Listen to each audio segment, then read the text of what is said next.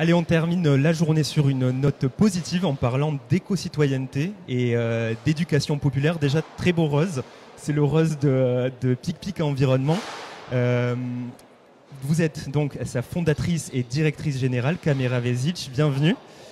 Pic-Pic Environnement est donc une association qui forme les citoyens aux questions environnementales et de développement durable. Mais remontons un peu le temps. En 2009, c'est le moment de la création et la création est originale puisqu'à l'époque, vous vous regroupez entre mamans.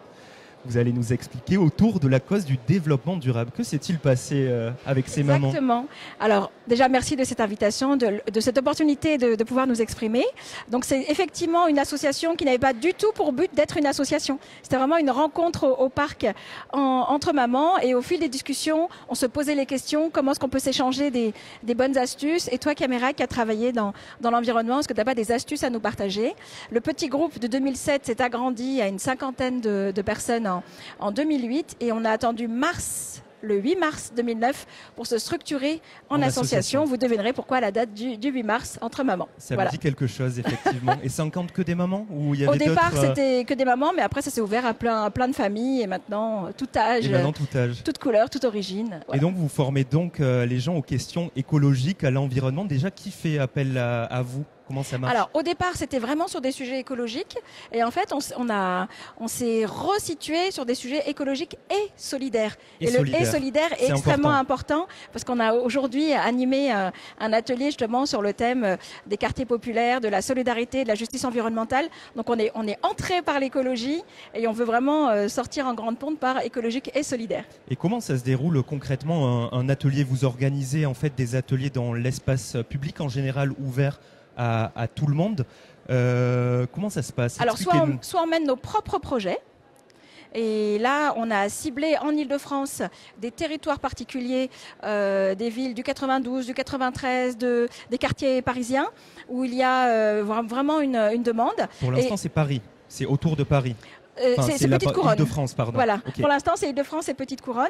Mais il nous est arrivé aussi d'intervenir ponctuellement en province à la demande. En tout cas, soit on mène nos propres projets sur des territoires qu'on a ciblés, ou sinon, on répond aussi à la demande donc de collectivités, d'entreprises, d'associations qui nous sollicitent sur un thème précis. Ça peut être l'alimentation, la biodiversité, la réduction des déchets. Et ça peut être soit un atelier fermé, on prend un petit groupe d'une quinzaine de personnes, soit en public passant lors d'un événement, une grande fête, une cérémonie, etc. Ou bien alors ça va jusqu'à des conférences, des balades. On essaye vraiment différents formats. L'important, il faut que ce soit participatif. On est vraiment dans le créneau de l'éducation populaire. Ça veut dire éducation du grand public. Donc ce n'est pas lié à l'éducation nationale, l'école. C'est vraiment redonner aux citoyens le pouvoir d'agir, remettre le citoyen en action, faire ensemble. Il faut toujours que ce soit fun et qu'on s'amuse. Quand c'est fun, ça prend plus. Surtout sur des questions écologiques. Et c'est pour ça qu'on a cette couleur rose fuchsia pétante. Qui est très voyante, effectivement. Voilà, très voyante et surtout très gaie. Et c'est la couleur de notre morale. Alors, vous avez dû voir comme moi que ces derniers temps, il y a eu une certaine prise de conscience autour des enjeux climatiques, de l'écologie, notamment avec l'été qu'on vient de passer. L'été de toutes les catastrophes, L'été de toutes les catastrophes. Pourquoi c'est important, selon vous, d'éduquer à l'environnement, à l'écologie et donc aux questions de sociales, de solidarité, notamment dans les quartiers populaires. Pourquoi c'est important, selon vous, de mener ce type d'action ? Alors déjà, pourquoi c'est important d'éduquer, en tout cas de partager les informations avec le public ? Les gens sont vraiment en demande. On a parlé aujourd'hui, les gens nous ont parlé d'éco-anxiété, etc.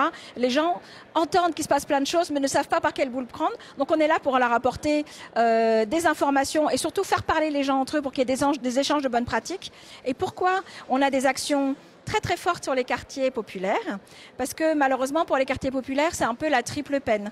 Non seulement on y retrouve des populations qui ont une très faible empreinte environnementale, c'est des populations qui prennent très peu l'avion, qui vont pas changer de smartphone tous les ans, etc. Ils sont pas dans l'abondance, si on peut reprendre les termes. Ils sont pas dans la surconsommation, contrairement à ce qui peut être dit.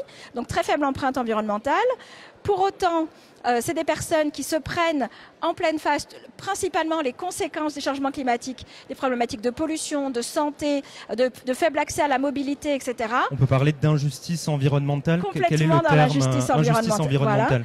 Voilà. Et troisièmement, ça va être aussi les populations qui auront le moins accès à l'information dans tous les sens du terme, à une information utile et vérifiée. Donc c'est un peu la triple peine et c'est pour ça qu'on en a fait nos cibles prioritaires. Et donc ces cibles... Et principalement les mamans de ces quartiers. On va y revenir justement sur ces mamans, mais vous l'avez dit, donc vous avez en face de vous des familles précaires.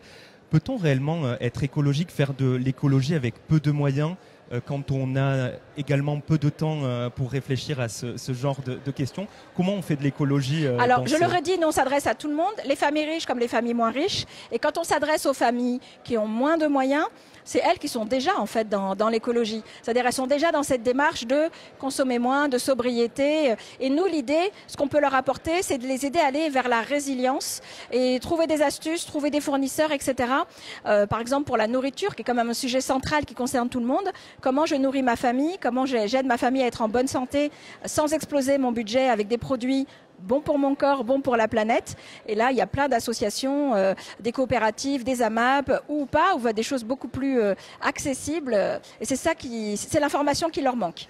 Les petits gestes, c'est bien, mais il faut également, j'imagine, et vous en avez conscience, que ce soit accompagné de politique, d'intérêt pour ces zones-là. Tout à fait. Et c'est pour ça que notre association fait partie de nombreux réseaux, que ce soit la Fonda, la CRES Île-de-France, France Nature Environnement. Voilà, ce sont des réseaux dont le métier, c'est de faire du plaidoyer. Eux, ils ont la stature, les outils pour aller faire passer les messages. Et nous, on leur sert un peu de test sur le terrain. On est capable de leur remonter vraiment les besoins du terrain. Et vous en avez parlé il y a 2 minutes, vous misez notamment sur les femmes et les enfants en estimant qu'ils ont un potentiel de changement. Pourquoi miser sur cette population-là? Alors, on pourrait s'adresser à toute la société française, mais c'est compliqué. C'est compliqué de s'adresser à tout le monde. On est obligé d'avoir une porte d'entrée. Et les 2 leviers que nous, on a ciblés pour toucher cette société française, ce sont les femmes et les jeunes de 15-25 ans. Ce sont vraiment 2 publics que l'on touche assez facilement, qui sont vraiment intéressés par nos sujets, qui viennent facilement à nos interventions. Et vraiment, nos sujets les touchent et ils repartent chez eux en diffusant ce message à leur entourage. Comment fait-on pour capter justement des jeunes qui sont peut-être loin de ces problématiques? Comment on fait pour les capter? Alors il y a beaucoup d'idées reçues. Bien sûr, il y a beaucoup, à part le rose et les gourmandises que l'on dispose.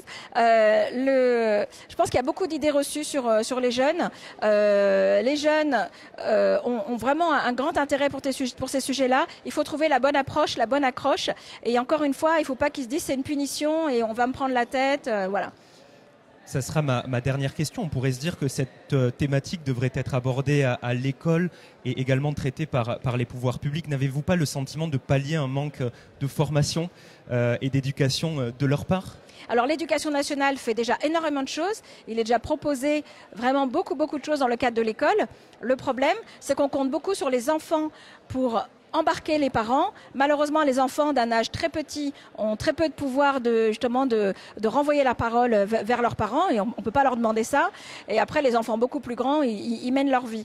Donc, l'important, c'est de partager l'information avec tous les publics et pas seulement ceux qui ont la chance d'avoir un enfant à l'école dans la bonne tranche d'âge. Donc, l'école fait déjà sa part. On peut la trouver imparfaite, mais elle fait déjà une belle part, heureusement. Et là, l'idée... ça a beaucoup été discuté pendant ce forum, c'est l'idée de la formation. Former les élus, former les journalistes, former les personnes en entreprise, former les habitants, former. Voilà. Et on est là pour ça, du moins pour passer Exactement. le message. Et nous, on essaie de le faire de manière sympathique et ludique, parce qu'il faut donner envie aussi quand même. Hein. PicPic Environnement, Caméra Vésic, vous en êtes la fondatrice. Merci beaucoup. Merci beaucoup. À bientôt.